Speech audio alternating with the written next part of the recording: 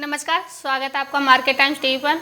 मैं हूं आपके साथ आरती सिंह और आप देख रहे हैं देश दुनिया का पहला कमोडिटी न्यूज चैनल। और आज हम बात करेंगे कि किस कमोडिटी में है तेजी और किस कमोडिटी में है नरमी, कौन सी फसल की क्या रही आवक और किस फसल का क्या रहा भाव। तो चलिए रुख कर लेते हैं खबरों की तरफ। सबसे पहले हम बात करेंगे सरसों के बारे में। चलिए रुख कर लेते हैं खबरों की तरफ।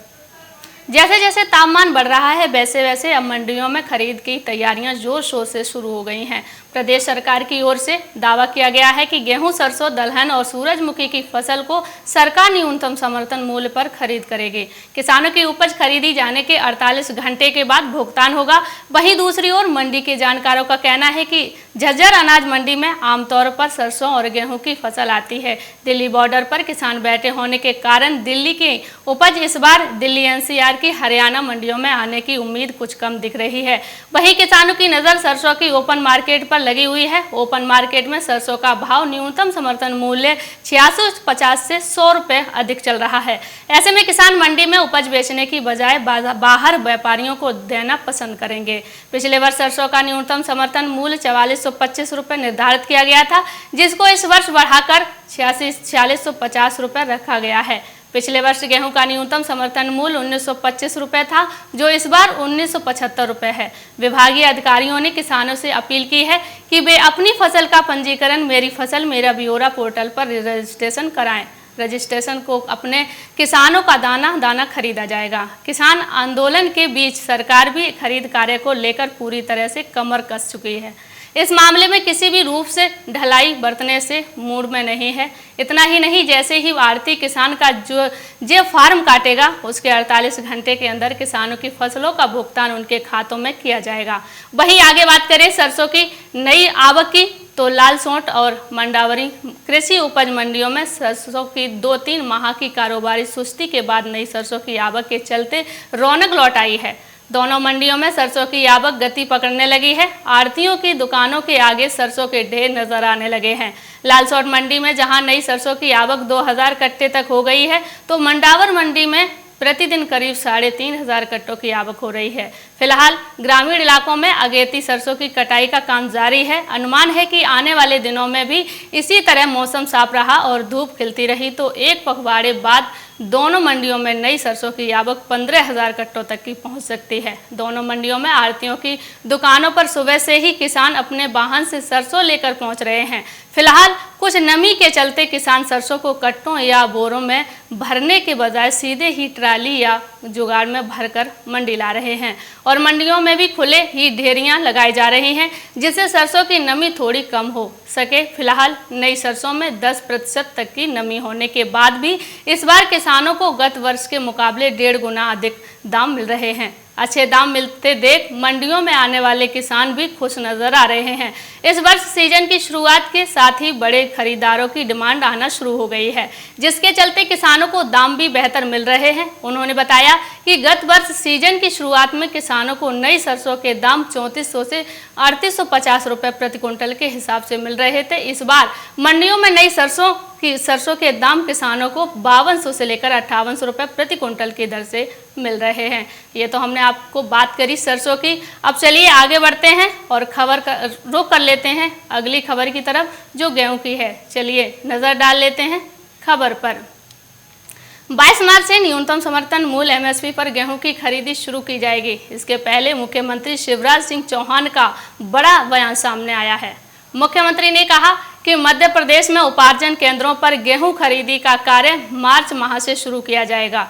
इसके लिए तय किया गया है कि इंदौर और उज्जैन में 22 मार्च से और शेष अन्य जिलों में 1 अप्रैल से गेहूं उपार्जन शुरू किया जाएगा।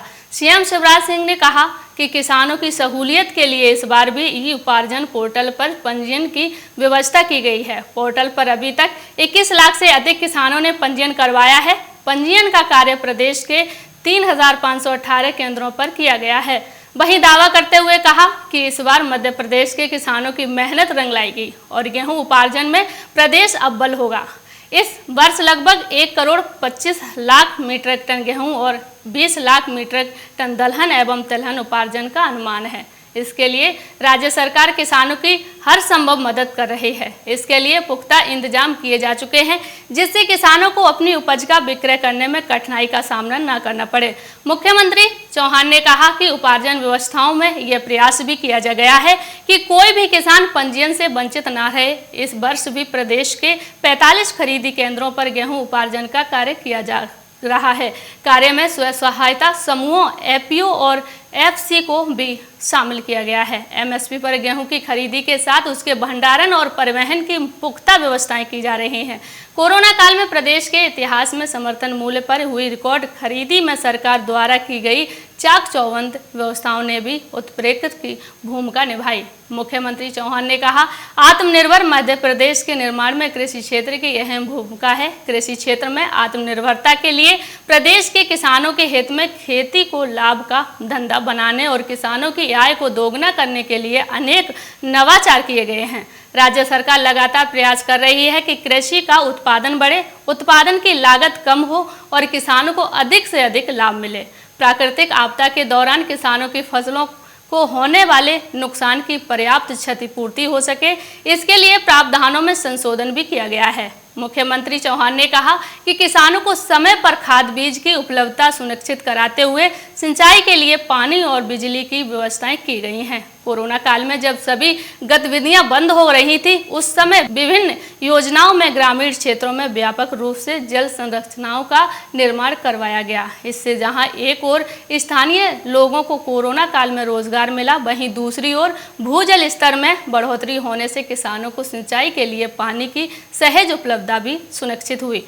प्रदेश में बड़ी एवं लघु सिंचाई योजनाओं पर भी युद्ध स्तर पर कार्य हुआ, जिसका लाभ किसानों को मिला। किसानों को आर्थिक रूप से संबल प्रदान करने के लिए मुख्यमंत्री किसान कल्याण योजना भी शुरू की गई। इस योजना में अब तक 57,50,000 से अधिक पात्र किसानों को 2,000 दिए। चलिए आगे बढ़ते हैं और रुख कर लेते हैं अगली खबर की तरफ, जो पाकिस्तान से निकल कर आई है। अब नजर डाल लेते हैं खबर पर।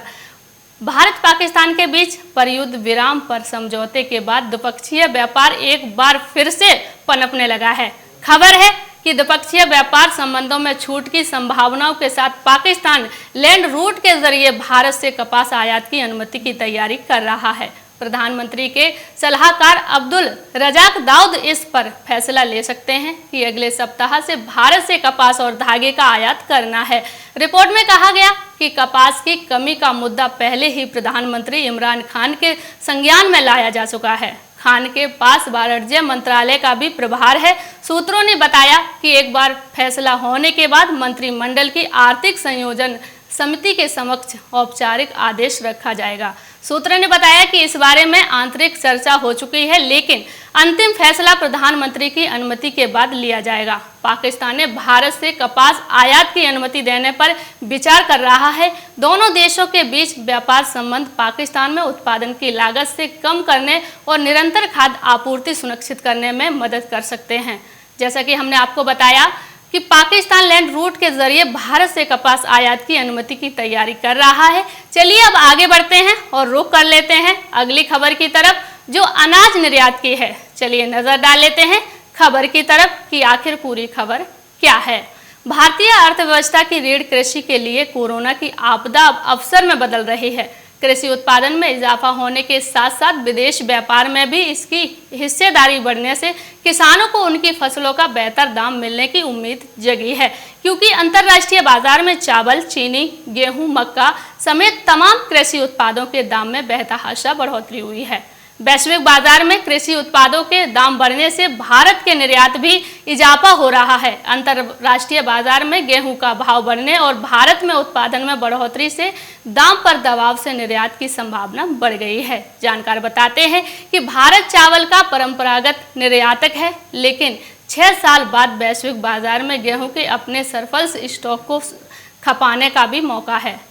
चालू वित्त वर्ष के आरंभिक 9 महीने यानी अप्रैल से दिसंबर के दौरान गेहूं के निर्यात के मूल्य में पिछले साल के मुकाबले 456% की वृद्धि हुई है, जबकि गैर बासमती चावल के निर्यात के मूल्य में करीब 123% का इजाफा हुआ है। इसकी एक बड़ी वजह वैश्विक बाजार अनाजों के दाम में आई जोरदार तेजी है। अंतर्राष्ट्रीय बाजार में जून 2020 के बाद गेहूं के भाव में 48% से ज्यादा की तेजी आई है।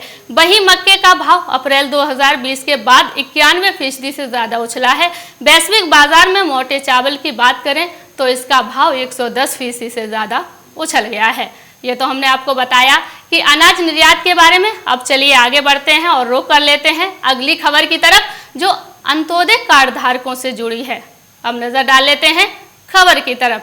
अंत्योदय कार्ड धारकों के लिए अच्छी खबर है। मार्च में इनकी लॉटरी लग गई है।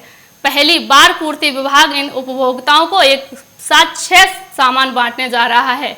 इसमें गेहूं, चावल, साथ ही मक्का, चीनी, चना और केरोसिन शामिल होगा। 5 सामान सस्ती दरों पर आवंटित होंगे। वहीं 1 सामान मुफ्त में कार्ड धारकों को मिलेगा। विभागीय अफसरों ने आवंटन की तैयारी कर ली है। 5 मार्च से इसका आवंटन शुरू होगा। जिले में कुल 6.5 लाख कार्ड धारक हैं। इनमें से करीब 24,000 कार्ड अंत्योदय श्रेणी के हैं। इन सभी उपभोक्ताओं को गरीबी रेखा से नीचे माना जाता है। अब तक श्रेणी के कार्ड धारकों को एक कार्ड पर 20 किलो गेहूं और 15 किलो चावल मिलता था। कीमत दोनों की 2 और 3 रुपए किलो रहती थी। पिछले 1 साल में इन सामानों के अलावा सरकार के कई नए सामान की भी शुरुआत की गई थी। इसमें पहले जहां चना बांटे गए थे, इसके बाद चीनी भी बांटी गई थी, लेकिन ये दोनों सामान पिछले कई महीने से बंद चल रही है। केरोसिन भी 1 साल से ज्यादा समय से बंद चल रहा है। अब फरवरी से गेहूं, चावल के साथ मक्का का आवंटन शुरू कर दिया गया है। ये तो हमने आपको बताया कार्ड धारकों के बारे में। अब चलिए आगे बढ़ते हैं और रुख कर लेते हैं अगली की खबर की तरफ, जो एलपीजी सिलेंडर की है। अब नजर डाल लेते हैं खबर की तरफ। आम आदमी को महंगाई से राहत मिलती हुई नहीं दिख रही है। आम आदमी को फिर से एक बार बड़ा झटका लग सकता है। एलपीजी सिलेंडर के दाम में सोमवार यानी आज फिर से 25 रुपए की बढ़ोतरी कर दी गई है। महज 3 दिन पहले गैस के दाम में 25 रुपए का इजाफा किया गया था। नई बढ़ोतरी के बाद अब दिल्ली में 14.2 किलोग्राम के घरेलू गैस सिलेंडर की कीमत 819 रुपए हो गई है। ये बढ़े हुए दाम आज 1 मार्च सोमवार से लागू हो गए हैं। इसके पहले 25 फरवरी को रसोई गैस की कीमतों में 25 रुपए का इजाफा किया गया था। फरवरी महीने में ये तीसरी बढ़ोतरी थी। इसके पहले 4 फरवरी, 14 फरवरी को दाम बढ़ाए गए थे। दिसंबर महीने में एलपीजी सिलेंडर के दाम में 2 बार बढ़ोतरी की गई थी। 1 दिसंबर को इसके दाम पर 594 रुपए से बढ़ाकर 644 कर दी गई थी और फिर 15 दिसंबर को फिर से इसके दाम बढ़ाकर 694 रुपए कर दिए गए थे। यानी 1 महीने के भीतर इसके दाम में 100 रुपए का इजाफा कर दिया गया। हालांकि जनवरी में इसके दाम में कोई बढ़ोतरी नहीं की गई। जनवरी महीने में बगैर सब्सिडी वाले एलपीजी सिलेंडर 14.2 किलोग्राम के दाम 694 रुपए थे। फरवरी महीने की शुरुआत में घरेलू गैस की कीमत में बढ़ोतरी नहीं हुई थी और ये सिर्फ 694 रुपए में एक गैस सिलेंडर मिल रहा था। 4 फरवरी को इसके दाम बढ़ाकर 719 रुपए कर दिए गए, यानी इसमें 25 रुपए की बढ़ोतरी की गई। 10 दिनों के भीतर रसोई गैस की कीमत में 50 रुपए बढ़कर 769 रुपए पहुंच गई है। अभी के लिए सिर्फ इतना ही, और अधिक जानकारी के लिए बने रहिए हमारे साथ मार्केट टाइम्स टीवी पर। मार्केट टाइम्स टीवी पर चल रहा है बूझो तो जाने क्विज कॉन्टेस्ट। अब आपके पास मौका है हर रोज इनाम जीतने का। जी हाँ, मिक्सी, ग्राइंडर, मोबाइल फोन और ना जाने क्या क्या। अगर आप मार्केट टाइम्स टीवी के सब्सक्राइबर हैं तो हर रोज आप जीत सकते हैं मार्केट टाइम्स टीवी पर आकर्षक इनाम। और अगर आपने मार्केट टाइम्स टीवी को सब्सक्राइब नहीं किया है तो तुरंत सब्सक्राइब करें। मार्केट टाइम्स टीवी पर चल रहा बूझो तो जाने क्विज कॉन्टेस्ट, जिसमें हम हर प्रोग्राम के अंत में पूछते हैं आपसे अर्थव्यवस्था, कमोडिटी बाजार, मंडियों का हाल, शेयर बाजार पर सवाल।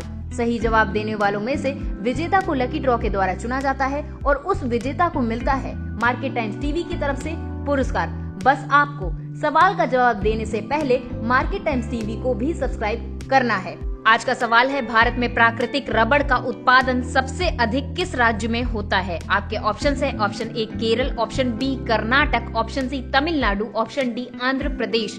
जवाब के लिए टाइप करें रबड़ ए, रबड़ बी, रबड़ सी, रबड़ डी। आपको मार्केट टाइम्स टीवी चैनल को सब्सक्राइब करना है और जवाब व्हाट्सएप करना है। आप जवाब व्हाट्सएप कर दें 9953882229 पर।